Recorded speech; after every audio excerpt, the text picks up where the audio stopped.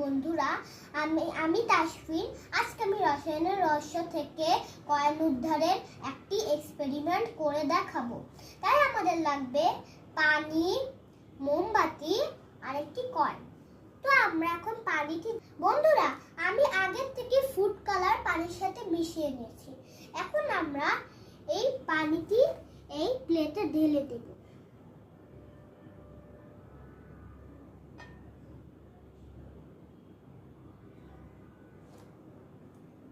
বন্ধুরা, আমাদের এখন পানিটি ঢালা শেষ।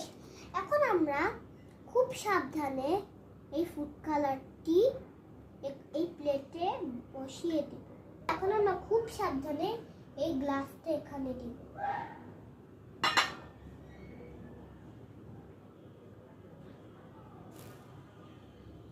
দেখো বন্ধুরা, আমাদের সব পানি গ্লাস